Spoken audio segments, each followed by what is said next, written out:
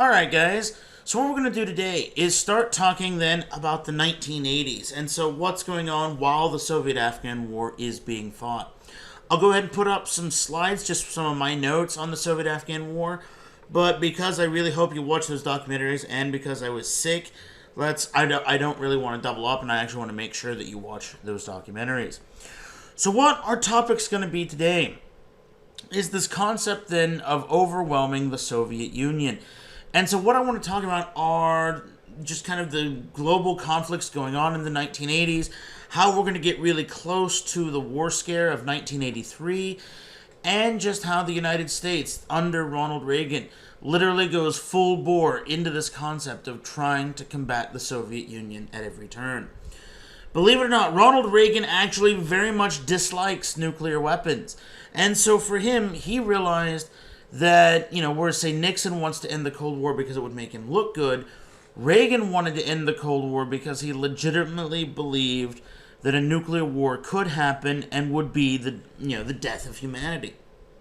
So he is going to embark on a massive program, doing everything he can to challenge the Soviet Union, to outspin them, to do everything that could possibly be done to grind them into the dust. And it's going to start to work, but at a fairly decent-sized cost. Now, what we're going to notice is, before we start really getting into that, one of the first things that kind of really set up in the 1980s is, although, again, that bipolar narrative begins to break down as other nations begin to kind of show their autonomy. And so it's within that we need to talk about the brief Falklands War of 1982, where what's going to happen is on April 2nd, 1982, Argentina will invade the Falkland Islands, so right over here.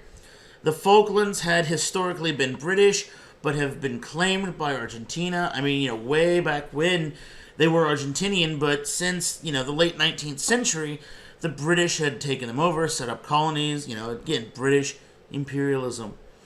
So the Argentinians invade. And so what we're going to see is Britain then goes to war with Argentina, sets up a 200-mile war zone, because rather than attack Argentina proper, they want to try to contain the fighting to the Falkland Islands. And this is going to be a fairly brief war, only about 10 weeks. The Argentinians are going to suffer the worst of it, and it's going to show that Britain does remarkably well. But why I really want to mention this in the context of the Cold War is this goes a long way to show that those old traditional alliances are, starting to change shape. That literally, this is not just going to be the same old, the West unified versus the East. And so what I mean by that is, let's look at the case of the sinking of HMS Sheffield, which during the war will be hit by an Exocet missile fired by an Argentinian aircraft, a Super Étendard, but these are French aircraft with French missiles being sent to Argentina to fight against Great Britain. In theory, Britain and France, in theory, should not only be allies, or at least working together, but in the whole arms race that's been going on since the end of the Second World War, people tend to not care about military alliances. Instead, we're literally just going to sell weapons to whoever wants to buy them. And the Exocet was particularly feared, which, it's a pretty powerful weapon. And so what I've done is, this is actually from a documentary that actually has footage of a survivor of the Sheffield. Most of the guys survive, but footage of the Super Étendards as they take off, and then, the fatal missile strike. Because one of the things we're going to do today is it's kind of video heavy, just because there's a lot of footage. They took off from airfields in southern Argentina, equipped with Exocet missiles, and went in search of revenge.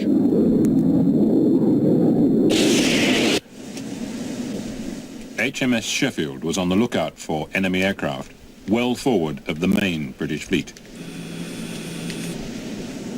Blind, AWOL, one pop-up target, 01010. Go flash, direct the radar. The sea was very calm, we were looking out to sea, and I thought that it looked like a torpedo was on its way, because the sea was shimmering and shaking, if you like. So I said I thought there was a torpedo. The pilot also trained his glasses around to the same spot, and he said, no, it's an Exocet. the officer of the watch and other members of the bridge crew started to take cover. But I remember myself and the second officer of the watch becoming transfixed to the missile on its way in, which really does amaze me now when I come to think of it, but we watched it almost to the point of impact when we quickly huddled together and dropped to the floor.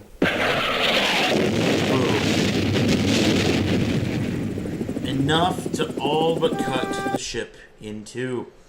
Though, if you need some kind of hilarious thing, the ship actually took a bit to sink, so as the crew were waiting to disembark to escape, for whatever reason, somebody starts singing it, the whole crew then starts singing it, and they start singing Monty Python's The Sunny Side of Life. It just kind of goes down in the annals of British history as something kind of fun. But what we're going to see is this is now one of the things we can really get from the Falklands War. Is now that it's kind of a war gone hot, a more traditional war with actually for the first time naval battles. What we're going to see is now we're going to mate all of this new technology we've been building up since World War II with new warfare, and what we're going to get is actually conventional war is much more limited. It's less deadly. Again, 255 British killed in the entire war, yet we just saw a destroyer literally get cut in half by a missile. And, although the majority of these 255 killed are from the Sheffield, that doesn't even represent the entire crew of the Sheffield. So this now shows that war itself is very often, going to be much more limited, smaller in scope. Again, we're fighting in a 200-mile exclusion zone. And one of the best ways we can see that is the case of the General Belgrano.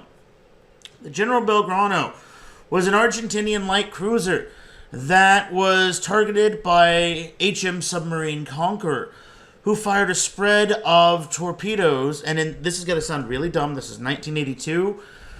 The Tigerfish torpedoes used by the Conqueror were, actually I don't think they were Tigerfish, sorry, those are later, but the torpedoes used were literally of World War II vintage.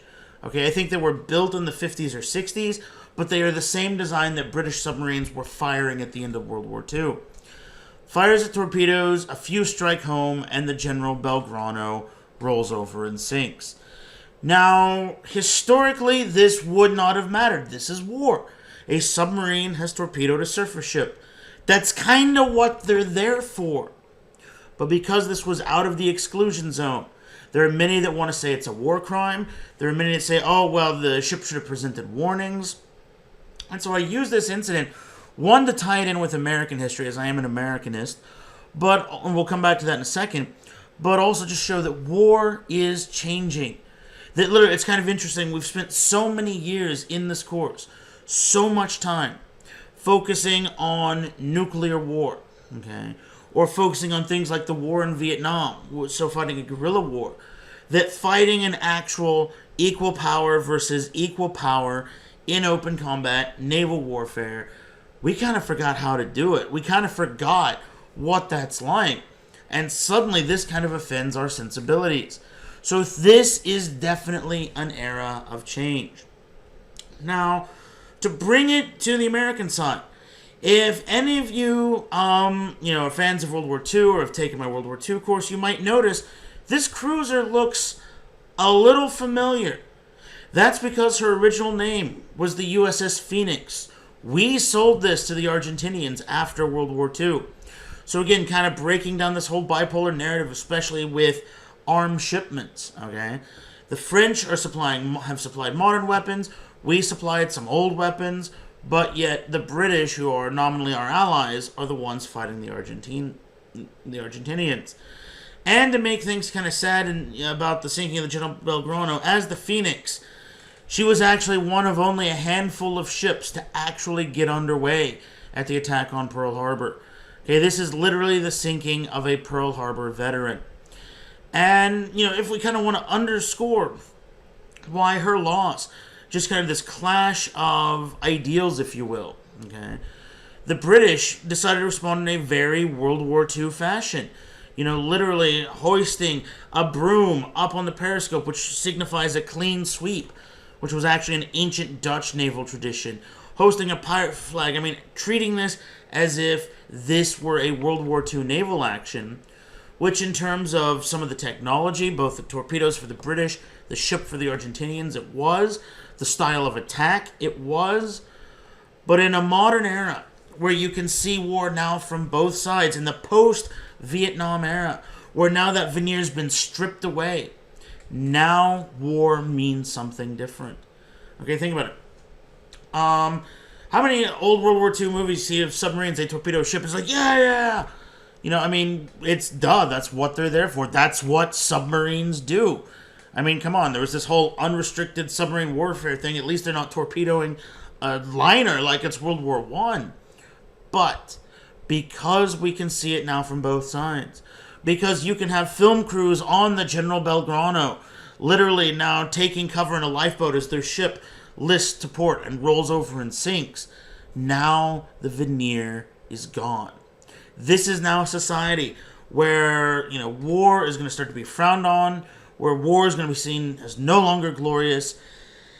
And yet, because it's what we as human beings do, we are going to keep making it. So as this war breaks out, we are officially neutral. But Reagan and Margaret Thatcher are huge, you know, they're friends, they're huge fans.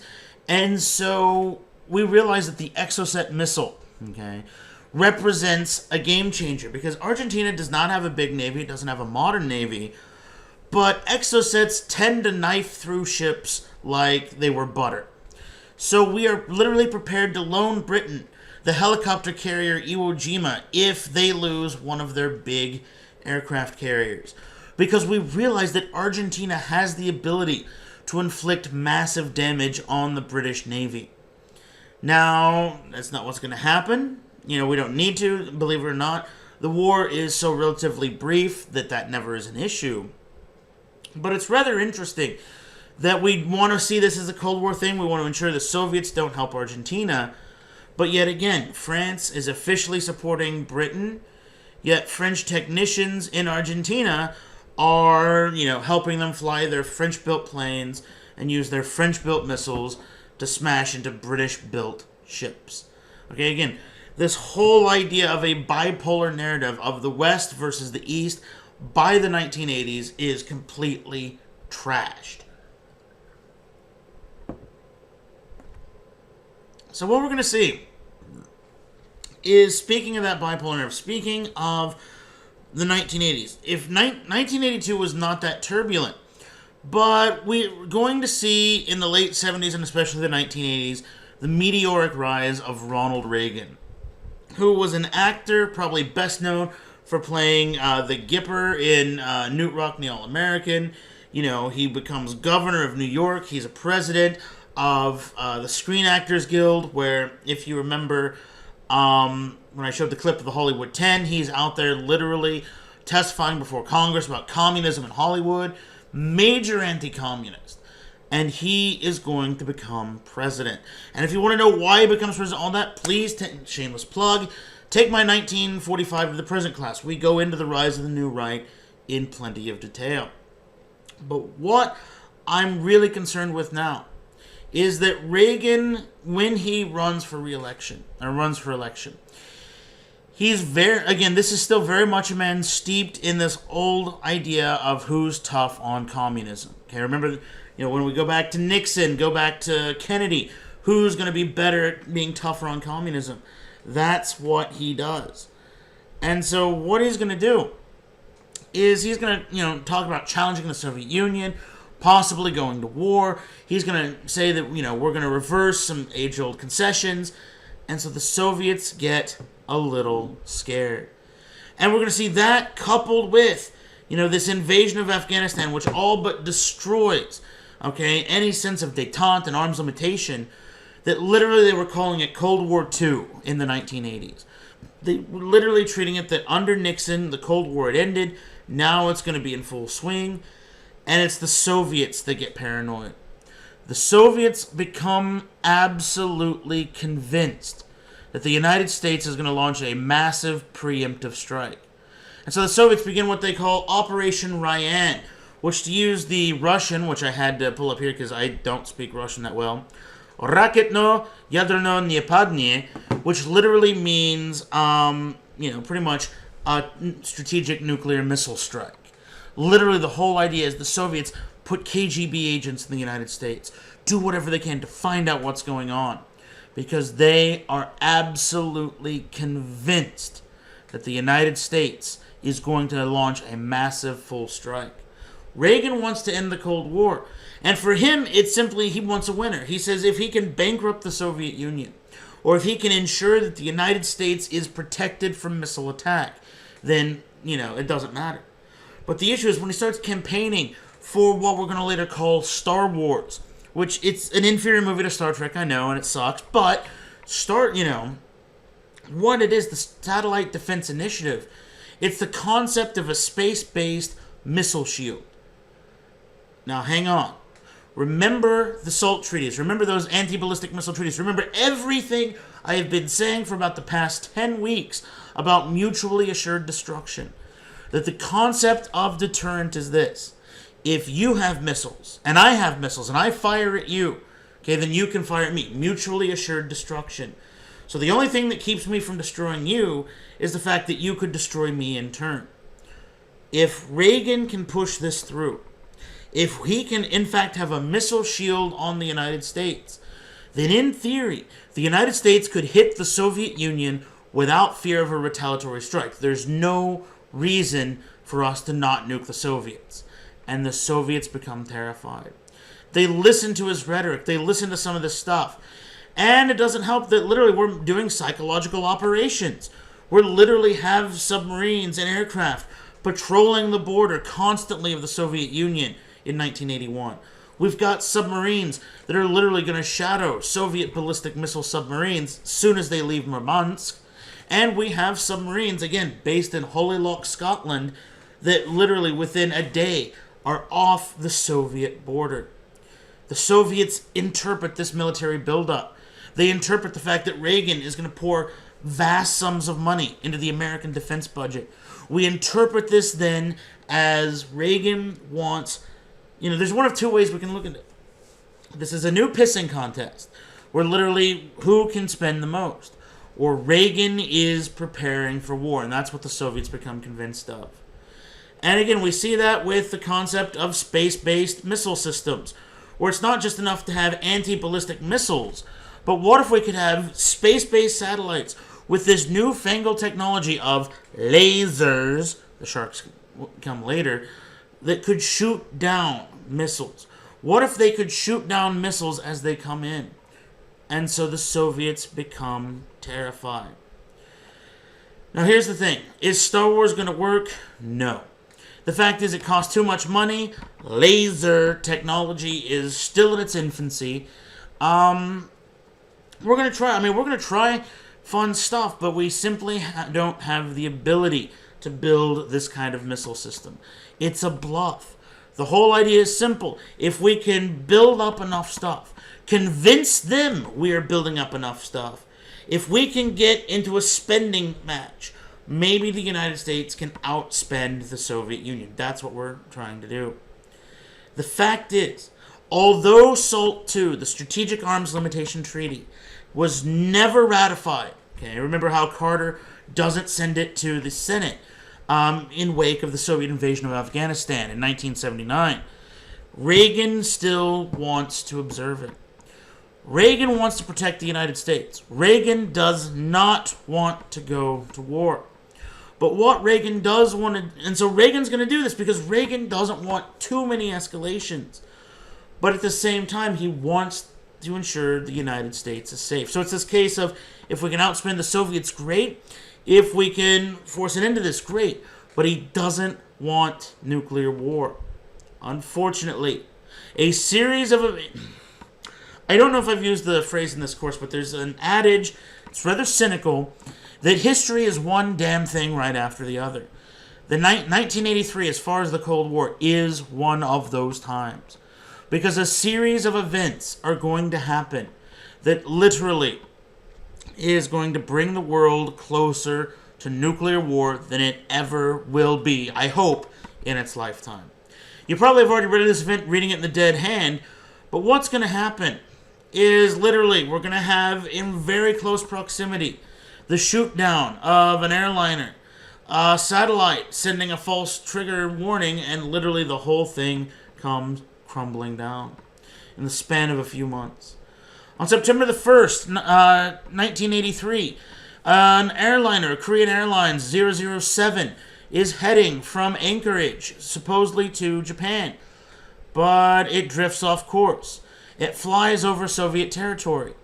And the Soviets, thanks in part to Reagan stuff, are again absolutely paranoid. Remember, if you want to understand why this happens, okay, put yourself in this position. You are a Soviet pilot. You see a large bomber-sized object flying what looks like an attack route into your country. It is not responding to challenges. If this is a key strike, okay, literally, it takes half an hour for a Minuteman missile to travel from anywhere in Kansas to anywhere in the Soviet Union. If we're using bombers, you do not have time to react. If this is a bomber part of a wave of nuclear strikes, you have maybe a 5 to 10 minute window to shoot this thing down. What do you do? And for one unfortunate pilot of this Sukhoi Su-15 fighter, he makes the decision to pull the trigger, lets go a missile, and shoots down this Korean Airlines plane. So what's going to happen is, let's put it in the words of Ronald Reagan himself. I don't want to play the whole speech. This is just a minute excerpt. But listen to the tones of what he's saying. And in your minds, what does this sound like? My fellow Americans, I'm coming before you tonight about the Korean Airline massacre. The attack by the Soviet Union against 269 innocent men, women, and children aboard an unarmed Korean passenger plane. This crime against humanity must never be forgotten, here or throughout the world. Let me state as plainly as I can, there was absolutely no justification, either legal or moral, for what the Soviets did. Despite the savagery of their crime, the universal reaction against it, and the evidence of their complicity, the Soviets still refuse to tell the truth. They have persistently refused to admit that their pilot fired on the Korean aircraft. Indeed, they've not even told their own people that a plane was shot down. They deny the deed, but in their conflicting and misleading protestations, the Soviets reveal that, yes, shooting down a plane, even one with hundreds of innocent men, women, children, and babies, is a part of their normal procedure if that plane is in what they claim as their airspace. They owe the world an apology. Now, listen to some of that, okay? Listen to some of what he's just saying. Massacre, crimes against humanity, savagery, deed must go unpunished. In the full text of the speech, this literally sounds like the United States is about to go to war. Now, that's not our intent. But again, put your place in the position of the Soviets. They just screwed up. Okay, they shot down an airliner. Now you've got this speech. Okay. And then on September 26th, so 25 days later, the Oko satellite almost blows humanity up. What the Oko satellite does is it orbits the Earth like this. And what it's designed to do is to scan the Earth and look for missile trails coming up. The idea is see them backlit against the sun. September 26, 1983. Oko, during the autumn equinox, which apparently screws it up, flashes down a code to the Soviet missile defense system that the United States has just launched a full, massive first strike. All of the Soviet fears have been confirmed. Since 1981, they've been expecting this. They literally have given the United States provocation with the shoot down of the airliner, and now a satellite says a strike is in progress. The Soviet missile system goes on full alert, and literally what happens is as everything spins up, okay, it comes down, Moscow says, okay, America's birds are in the air, fire the missiles. This is it, ladies and gentlemen. This is nuclear war. This is what we've been trying to avoid since 1945. And the Soviets have just given the order to fire. Comes down to one guy, Stanislav Petrov, A man that I hope all of you remember, because without him, none of us would be here today. Stanislav Petrov, who's literally the guy who has to actually push the button, says no. It makes no sense. Why would the Americans fire? They don't have the Satellite Defense Initiative already up and running. They don't have their missile shield. It's absolutely pointless. And he says, I want confirmation. Now I'm going to hold that for a second. There's a great Cold War novel that I really wish and I'm honestly kicking myself for not making you read this. It's called The Last Babylon. Do yourself a favor and read it. This book gave me nightmares as a kid. I've had some students in my U.S. since 1865 class read it, and I had one student in her book review say it gave her nightmares. Because it's about a Georgian town, a town in Florida that survives a nuclear war in the 1950s. And why I mention it is the book starts with an American fighter guy who's chasing down a Soviet bomber that buzzed the ship. He fires a missile. The missile misses and goes and just slams into a dock in Syria. Okay, that it was an airplane-related thing. That's the spark. Okay, the Soviets have been attacked. That's the spark that triggers them launching. Okay? Now here. They have shot down an airliner. We are ticked off. We're calling it crimes against humanity, savagery, must not go unpunished. And then 25 days later, their satellite says we have launched a full, massive strike from the Western Hemisphere. Now, let's take that and again table it. Stanislav Petrov says he wants confirmation. Okay, I just talked about World War II in my night survey history class. On the morning of December 7, the destroyer USS Ward depth-charged and sank a Japanese midget submarine. Radios back about an hour and a half before the Japanese planes arrived, saying, look, we sank a submarine at the entrance to Pearl Harbor. Something is going on.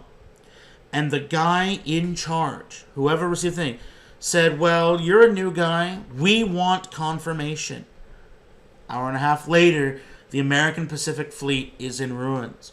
Waiting for confirmation is how you lose wars. Waiting for confirmation. Remember, satellites traveling, as we go back to this, 22,000 miles an hour, enough to achieve orbit. Okay, that takes 90 minutes to get around. Waiting an hour and a half. If Stanislav Petrov is wrong, then the Soviet Union is dead and the Americans have won the war. The order comes to fire. People are wondering, what are we going to do? And then the satellite comes back. No, it was a glitch. The United States has not fired. This was not a problem at all. Stanislav Petrov gets fired. Why? What if he had been wrong? What if the United States had in fact fired its missiles? He left the entire Soviet people completely undefended. That's the way things are. Now let's get to now, as if all of this is bad enough, let's kick it to 11 because it gets even crazier. Because then in November we get Able Archer 83, which is a full NATO exercise from November 2nd to 11, 1983, that simulates full nuclear release. What if both sides go to war? The Soviets see this and again wonder, is this an exercise? Or is now when the United States is finally going to launch? Remember, they're paranoid. So once again, the Soviet forces go on full alert. And so what we see is both sides become paranoid. We wouldn't have all these drills if we didn't think they were going to launch. And we see them coming to full alert. So we wonder, is this a coup? What's going on? What's happening within the Russian government? Remember, they are a bit of a secretive bunch. But at the same time, they're watching this stuff. And so, they're wondering if we're going on full alert and we're going to nuke them. And so both sides point with their missiles. In this era of tension, and this is one of the reasons why I had you do a movie review, which, I've read through most of it. Honestly, I'm not even going to grade them that tough, but I'm glad to see that a number of you enjoyed it. But there's one movie in particular, a few of you did, that I wish, all of you really need to see, and that's The Day After. And I want to play a little bit of it for you right now, Because The Day After came out about a week after Able Archer 83 concluded. It was made in the height of this 1983 war scare in response. And in fact, the producers of the film said, we hope that both sides see this movie and realize, to the TLDR version, you're scaring the hell out of us. Because literally, 1962, you've got the Cuban Missile Crisis. But then détente, Vietnam, all this stuff, people thought this was over. But in 1983, you have so many incidents that if one thing had gone wrong, it was nuclear war, that society itself not only made a warning about it, but also made a movie that reflected their fears. This is The Day After, the highest grossing TV movie of all time. And what it simulates is what if, for whatever reason, I think it's Midwestern Kansas, where it picks up, okay, you see a little bit of the main characters, what they're doing, and then the warning comes through. In about half an hour, Soviet missiles are going to be impacting in the United States. They spliced this with a documentary that the Air Force put out that pretty much was saying, hey, here's what our airborne response guys would do in the event of a nuclear attack. Here's how everything would break down. Because they're trying to reassure the public. If the Soviets launch, we can respond. Sucks to be us because we're still dead, but we can do this. So this is the attack segment from The Day After. And I think it's pretty interesting that even now, like when this comes up on Sci-Fi and now and again, they have to say, this may not be suitable for all viewers. Put yourself in 1983. You're clicking this on in an era where literally it's been one giant war scare after another. You're living under the threat of nuclear weapons. Your sides come to full alert a few times. Their sides come to full alert a few times. This is something that would have resonated because you would have both been scared about it, but at the same time it would have told you you're not the only one who feels this way. They take about 30 minutes to reach their target. So do theirs, right? Missile warning, this is Beale. Confidence is high. Here's that documentary I was talking Confidence is about. high. They splice in. Roger, we've got 32 targets in track and 10 impacting points. I want to confirm, is this an exercise? Roger, copy. This is not an exercise. Roger, understand. Major Reinhardt, we have a massive attack against the U.S. net at this time. ICBMs. Numerous ICBMs. Roger, understand. Over 300 missiles inbound now.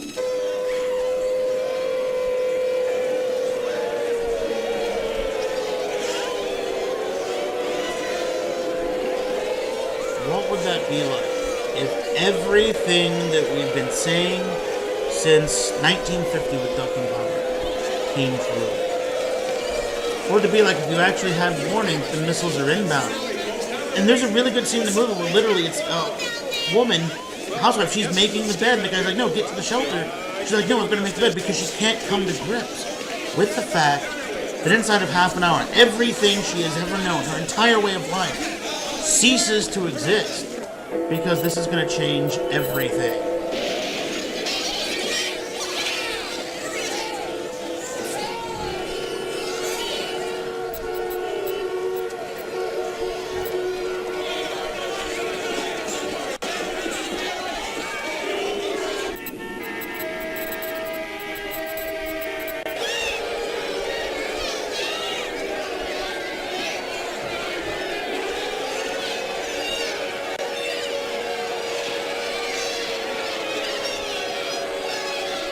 Imagine what this would actually be like.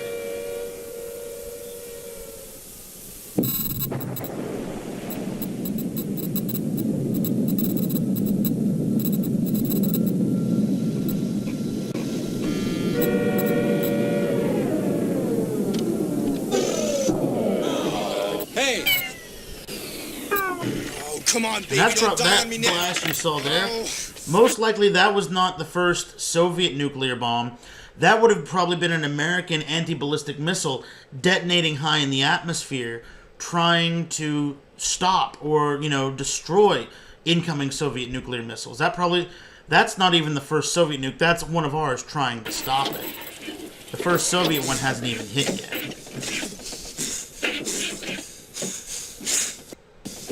but it still produces the EMP that kills all electronics.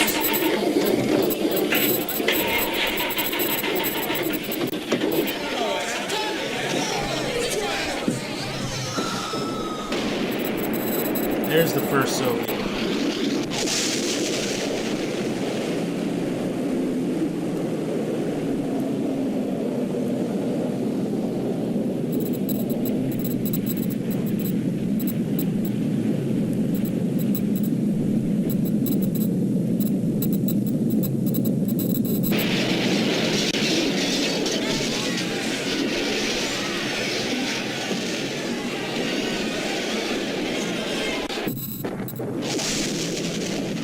Remember, this is the era of missile redundancy, so you're going to assign multiple missiles to the same target to ensure destruction. Not to mention Soviet weapons are bigger, whereas ours have smaller kiloton weapons. They're typically using, larger megaton devices.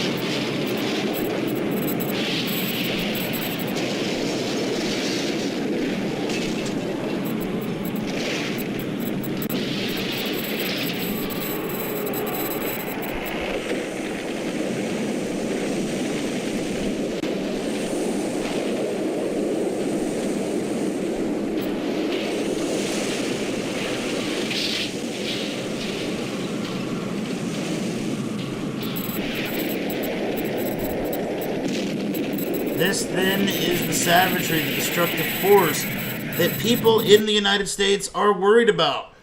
As the movie continues, what we're going to see is... And hang on, let me make sure to pause. Okay. What we're going to see is, as the movie continues, what we're going to see is it shows more or less a complete breakdown in society. Most of the main characters die either of radiation poisoning or killed in the blast, or from looting, as society literally breaks down around it. And so what we're going to see is people are just absolutely terrified. This is a level of fear and paranoia we have not seen since, again, 1962, and you could argue it wasn't quite this bad. Because at least the government, at the time, we were worried about it, but because we're planning an invasion, it was something we could still sort of control. This, where literally it's accidents and miscommunications about lead to everything. From here, both sides realize they've got to stop, or they've got to start drawing down. They've got to start working together. But we're also, as this is going on, we're also fairly paranoid. And we can probably best see that same year, 1983, as all this is going on, with Operation Urgent Fury, which is the invasion of Grenada by the United States, as well as a number of smaller nations and protectorates. Now, what's going to happen here is, how paranoid are we getting because of this? Well, is Grenada gains independence from Britain in 1974. And in 1983, we see a coup by what's called the People's Revolutionary Government. Okay, if it's got people and it's communist. I mean, come on. Quick guide to know if communist. Does it say people's? Then it's communist. Does it say revolutionary? Then it's communist. Does it say democratic? Then it's communist. Well, what's going to happen is, under the British government, they had plans to design and build a fairly large commercial airport. And they just continued that even after this coup. The airport itself had been proposed by the British. Now it's being designed by the Canadians. And what we're worried about is, what if the Caribbean becomes militarized? There's a large airport here. What if the Soviets decide to work out a deal with the Grenadans? I assume that's whatever. And they put large Tupolev bombers with nuclear weapons on Grenada. Again, first strike capability. Because we're so paranoid. Now take those fears of missiles in Cuba, move that about 500 miles to the west, or the east, I know my directions, and we're going to say, well, what if the same thing happens again? And that's exactly what this is. This was an invasion that did not need to happen. But now that we're so ramped up and paranoid, we've got to avoid militarization in the Caribbean. We launch Operation Urgent Fury. And what we're going to see is, it's very quick. The Grenadian military, such as it is toppled. Again, we're going to have our wonderful, awesome cardboard signs. Communism stops here. But the fact is, we're now so hardline against communism. Because, again, we're staring down the barrel of these increased nuclear tensions that Britain, the United Nations, the Soviet Union, all condemn this invasion. This is our Suez Crisis. Just as we condemned the Suez Crisis when Britain and France go in 1956, they're condemning us. And we don't care.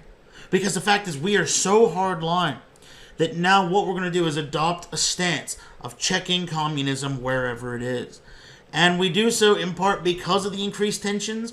We also hope that maybe, if we show that we're willing to fight, it would dissuade the Soviets from firing. Remember, the whole concept of deterrence is to prove in the minds of the enemy that you're willing to push that button. That you're going to say, it doesn't matter that I will not have a country. It doesn't matter if this means the world is dead. You fire at me, boop, that button gets pushed. And that's, going to cause a lot of problems. As this is going on, we're getting really centered, this U.S.-Soviet Union. Again, bipolar narrative collapses. And we're going to see that with the Iran-Iraq War of 1980 to 1988. And I mention this because this is, again, another Cold War battleground where it's going to have continued American influence now in the Middle East and create such a destabilization, we get to deal with it to this day. Now, Iraq and Iran had numerous border disputes. And historically, the Soviet Union had backed Iraq. Remember, we had backed Iran. But now what's going to happen, is now they're going to start backing Iran after the Islamic Revolution. We're going to start backing Iraq. And I think I've got a map. Here we go. And if you look, this is going to be a fairly brutal war. The Iranians will literally form just suicide squads of guys just flinging themselves in mass human wave assaults. Think something akin to Japanese banzai charges of World War II. That's what we're going to see. And so, neither side can make really that many gains. The Iraqis make severe gains in the 80s, it's all in the 80s, 1980. The Iranians, fairly good gains by 1985. But what sets this war apart is the Iraqis begin mass employment of chemical weapons. And what we're going to see is, these chemical weapons are particularly brutal. Imagine what we see going on in Syria today. That's nothing compared to what the Iraqis are going to do. And what we're going to see is, literally, of all Iranian casualties, about 5% are going to be to chemical agents. Nerve gas alone will kill 20,000 people. 80,000 will be injured. And that's finally enough for us to stop backing Iraq and say, okay, and then we're not going to do that anymore. And probably one of the worst things we're going to see is the Kurdish town of Halabja, which is in Iraq, that because they are Kurds, the Iraqis gas anyway, killing 5,000 people. That's what's going on here on the right. And again, this is a pretty destabilizing conflict. And why this? I think this is so important is there's a reason why we are against Iran. There's a reason why Iraq, believe it or not, this war contributes directly to the first Gulf War, which in itself, Iraqi freedom, which in itself where we are today. And how that happens, we should get to it in this course, but if we don't, to fund the war, the Iraqis have to borrow stupid amounts of money, and a large of it comes from the banks in Kuwait.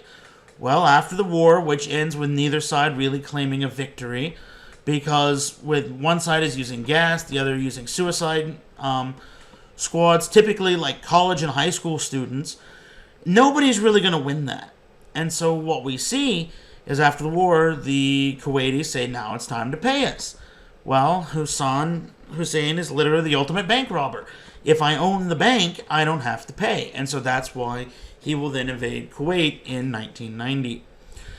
We can also see that with this war, we can see that continued influence of Cold War meddling. If you look at this soldier here on the left, to anybody who's a student of World War II, that machine gun should look fairly familiar because it bears the very distinctive shape of an MG-42, the German main machine gun of World War II.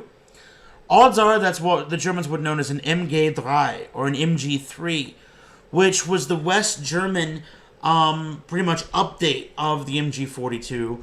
Same basic weapon, just in 7.62 NATO, but that and others, plus even possibly some old World War II stuff, would be exported to the Middle East. Even today, our guys in Afghanistan and Iraq are finding MG-42s, K-98s, Mosin Nagants, Lee Enfields, World War II weapons of all types. And I've actually got a photo of American troops that found, and probably the dumbest thing I can't explain, a Renault FT-17, a light tank from World War I in Kabul, because why not? I'm not even sure how the hell that happens, but, there you go. And so what we're going to see is destabilization in the Middle East beginning in the 1980s that helps contribute to terrorism in the 90s and then the war on terror in the 2000s. That's the lasting legacy, the lasting importance of the Cold War, is beyond what happens during the Cold War. It's the destabilization. It's the national shifts. It's the, in case of the poverty in Africa, those unaligned nations. That we can have to deal with today. That is the lasting legacy.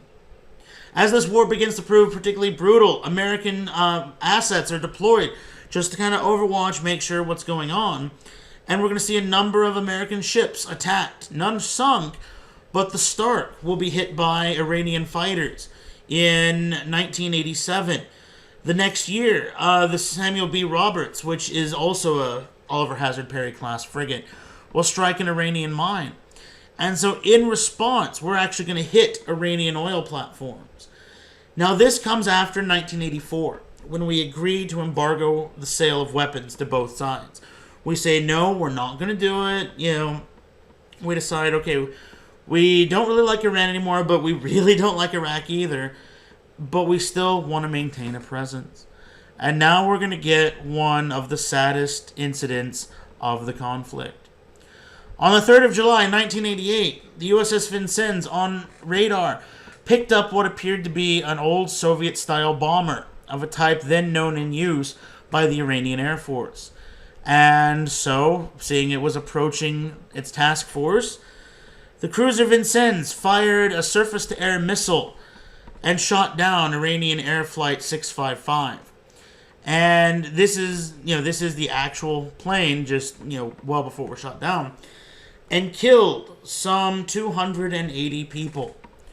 Now, this is the exact same thing that the Soviets had done back in 1983, shooting down Korean Airlines 007. We never call it a massacre. We never apologize. We never offer indemnities. We don't do anything. Because our stance, and this is partly true, what had happened is, and I actually had a former student tell me this because I didn't actually know it at the time, but for the aircraft transponder, the Iranians had literally ripped one off of an old Soviet bomber and put it on there. They thought, hey, let's reuse it. So for us, we're picking up as if it were a Soviet bomber. Doesn't make it right, though. The fact is, and what we're seeing with the Cold War is, and I hate to say it, but American hypocrisy. Just as how many times have we said, well, okay, let's go back to Cuba. Soviets, you can't put missiles in Cuba 1,200 miles from Moscow. Oh, my Jupiter missiles in I know geography. 1,200 miles from Washington. But, we're going to say, oh, those Jupiter missiles in Turkey, 1,200 miles from Moscow? Yeah, no, those are cool. Those are cool, man. Well, 1983, Reagan is literally seeming like he's calling for war. After they shoot down an airliner, we shoot down an airliner, and the United States still has not officially acknowledged it made a mistake. At least I don't believe we have.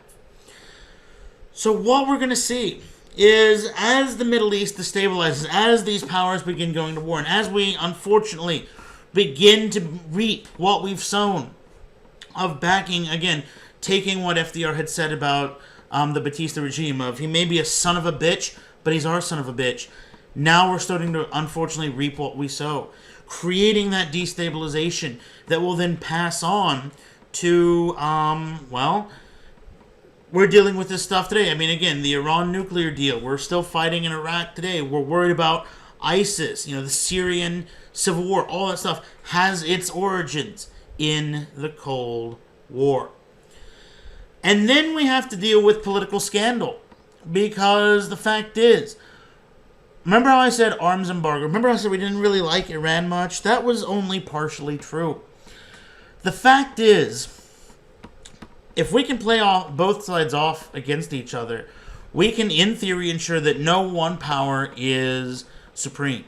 Because one of the things that we're always worried about in the Middle East, and we can see this back with Six-Day War, Yom Kippur, when we don't want Israel, we want Israel to win, but not be too successful. Well, that's what we're seeing now. I mean, it's literally like, it's got to sound stupid looking at it from today. But at the time, the thought was, if you have one power that is way, way, way, way, way better than anybody else, that maybe this is kind of a problem. And I realized I wish I could make a joke about this, but 1980 is about the only joke I can think to talk about all this, and I don't know if I ever mentioned it in this class, was my introduction to nuclear weapons. And that was when my father, I think this was 88, 89, pulled me aside one day and he told me what a nuclear weapon was. And, we were from Skytook, Oklahoma, which if you know where that is, I'm sorry. And, it's near Tulsa, where there's the Boeing plant. And so Tulsa and Oklahoma City are nuclear targets. And he ever said if the day after ever happened that, Tulsa would be hit, within a few minutes the radiation would kill us. And I remember my response very clearly. What? Just how do you tell at the time a 4 or 5-year-old child this? It's like, I want to go watch Mickey Mouse. Come on. That's about the only fun thing I can think of in the 80s up to now. Because literally, we're building so much up to war that some people wonder, is this going to be the fruition of everything we were worried about 40 years earlier? So, one of the things we want to do to try to prevent war, as dumb as it sounds, is keep one power from becoming too dominant. If Iran hands down wins the war, they're going to influence the Middle East. If Iraq hands down. But if the two can be kind of equal. So what we want to do is, in 1985, 6 Americans will be captured and held hostage in Lebanon. 1980s, we are going to see the rise of terrorism. Think things like the Beirut bombing or the Marine barracks, things like that. And so one of the things we're going to do is agree to sell TOW missiles, tube-launched, optically tracked wire-guided missiles, or these are ATGMs, or anti-tank guided missiles. And we tell Iran, which kind of has a fair amount of sway over Lebanon, if we give you these missiles, you get the release. Well, they agree.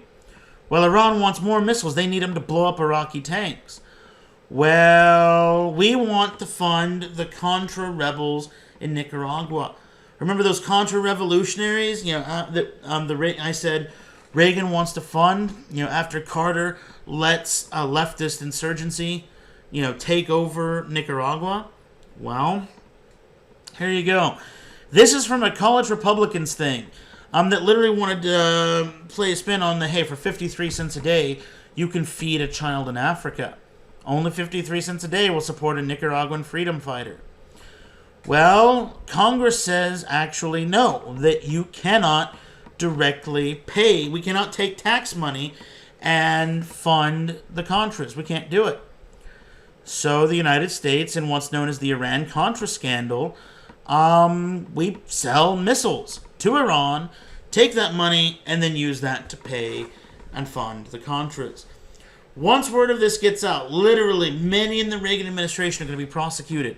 Among them, Oliver North. If you've ever seen, I think it used to be on Fox, but War Stories with Oliver North, he's the main guy responsible. And he won't be, convicted. I think it's some technicality they have to throw it out. But what we're going to see is literally, this massively damages the Reagan administration. Reagan himself survives. He's charismatic enough that he can own up to it and apologize. Granted, in that kind of apology where he literally says, I don't think I did anything wrong, but people tell me that we did, so I'm sorry. As all this is going on, as the Middle East is destabilizing, as we come closer to war, we see in the mid-1980s the emergence of a figure that's going to have a massively profound effect on world history. Yuri Andropov falls away from the public sphere. He replaces Leonid Brezhnev. And in his place, we get Mikhail Gorbachev. And Gorbachev, I had one professor once who said he was the most successful reformer of the 20th century. I don't know if I'd go that far. But if you want to look at why the Cold War ended, you can look at these two guys right here. Reagan and Gorbachev. Their partnership is really going to go a long way in ending this. In November 1985, they said, look, we've got to meet. Okay, let's harken back to the Nixon-Brezhnev meetings. Let's go back to, the Kennedy-Khrushchev meetings. And actually, I don't even think they met. Sorry, never mind. So just the Brezhnev-Nixon. And although the talks don't work, because they're going to talk about human rights, again, those sticking points, they're going to talk about the Satellite Defense Initiative, even though the 1985 Geneva Summit is fairly inconclusive, it is historically significant, because what we're going to see is this is what paves the way for summits in 86 and 87. It cements this partnership where instead of 1983, instead of 2 years earlier, where we're at DEFCON 2, you guys are at full alert, Stanislav Petrov has his finger on the button. Now what we're going to say is let's have a partnership. Let's do something radically different. Instead of simply bilateral talks, as we've done before, let's form a friendship between Reagan and Gorbachev. Two men, and let's see if we cannot get them to work together. I remember in 2004 watching Reagan's funeral live. And what struck me the most about it, and it's something that I love telling about this, and I might post it next week with Dead Week. Mikhail Gorbachev came to Reagan's funeral.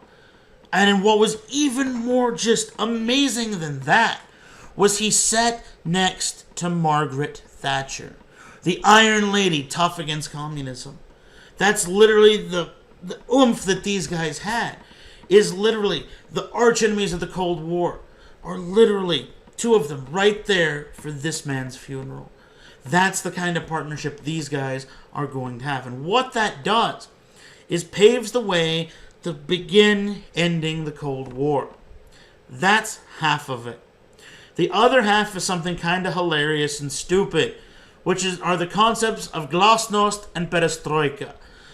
They themselves are not stupid. The issue is the Soviet Union, this long corrupt thing. Okay, again, I remember my college roommate was a man that I had very deep respect for. We had gone to high school together. Joined the Youth Communist Party. I'm not sure how that works since I was a Republican, but whatever, strange bedfellows. And, later the full-on Communist Party of the United States, so, that probably scuppers any chance I've got of running for public office. That and the fact I like to think I have a soul, but what happens is he actually transferred to another university. Transferred back, and we met up in our senior year, and he said, well, Justin, I got to tell you, I resigned my membership from the Communist Party. Oh, what happened? Well, I found out they were too corrupt, and I literally said, where the hell have you been the past 50 years? That's what glasnost and perestroika are trying to do. We're going to reform the Communist Party. We're going to reform the Soviet Union beginning in 1986. And literally the thing is, it's so darn corrupt that by reforming it, Gorbachev is inadvertently going to bring the whole thing down. We'll talk about that more next time. But the idea is simple. Glasnost, openness. And perestroika, restructuring. And the idea is simple. We're going to be more transparent. We're going to fight the economic stagnation of the Brezhnev years. Remember how I said that, the Brezhnev stuff kind of plateaus while the U.S. and Britain keep soaring up? Gorbachev realizes he's got to do something. In this spending war with the United States, they can't keep up. They've got to do something. So he says, what we're going to do is we're going to be more open about our government business. We're going to restructure the Communist Party. We're going to start pulling back from having our fingers in every aspect of society. We're going to start demonopolizing businesses. So literally, we're going to start paving the way for some private enterprise. We're going to try to, I believe the Czechs wanted, the idea of communism with a human face. That's what they want to do. The problem is, this whole society that has been based, to take a czar society from 1918, democracy had failed, the Kerensky government fails. Now you have the Bolsheviks, which are totalitarian. Then you have Stalin, who's nearly as bad as Hitler. And then take Stalin. Then you have some liberal reforms, but you've never changed that base state. This is not a state you can reform, at least not very easily. And so this is something, if you try to tweak it, it definitely will have the ability to come crumbling down. Now take that with the growing descent of the Soviet-Afghan War, the Soviet policy or Soviet foreign standing in the world being erased thanks to the Soviet-Afghan War, and we now create the conditions where rather abruptly, if not unexpectedly, the Soviet Union will literally, like a house of cards, collapse in on itself. But that remains for another day. So I'm sorry this went a little bit long, but since I was sick, I wanted to go ahead and just kind of get some stuff in. I've got a video of Ronald Reagan telling some fantastic Soviet jokes I'll post. I won't put it in here just to kind of make this video a little, shorter, but I hope you enjoyed it. Sorry there weren't too many jokes. Again, just when I'm trying to impress that, we're going to die in, just a fiery Holocaust. Kind of hard to joke about that, except for maybe Tom Lehrer, as we'll all go together when we go. So hopefully I'll try to squeeze in some more fun stuff next time. So take it easy, and I will see you in the next video. All right, bye-bye, guys.